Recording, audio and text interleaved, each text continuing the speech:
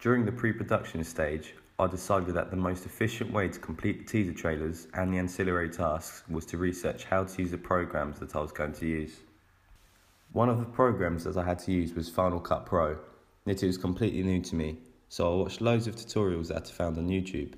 These tutorials explained in detail how to perform certain tasks, such as adding in non-diegetic sounds, filters, and other effects.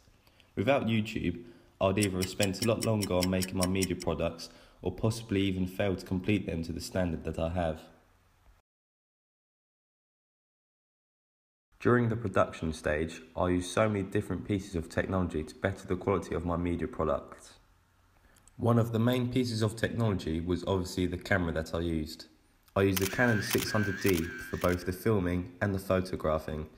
The Canon 600D is a really high quality camera, and although it has many different features that can be adjusted manually, I tended to use the auto settings as it reduced the chances of me making mistakes, such as filming out of focus shots.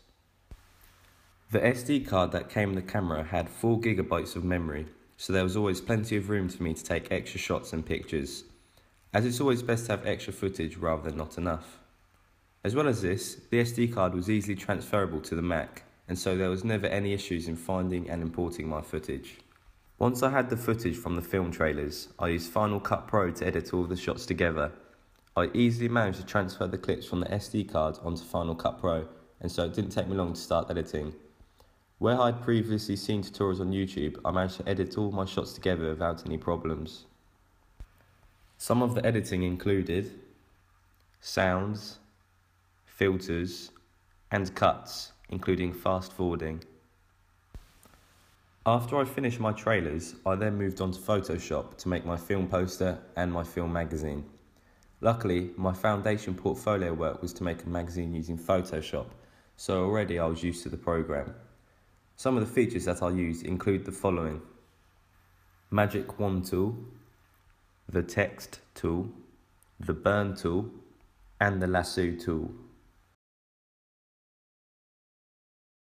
WordPress is something that I've been using throughout the course of my advanced portfolio. It was really good as it allowed me to keep track of my progress with no hassle. This is because everything was always stored on the internet, so I could access it from anywhere without the need of carrying a memory stick or a hard drive. Another cool feature of WordPress is that it records the dates of when you made blog posts, and so it was very useful if I had to reference back to a certain date to find footage or photos.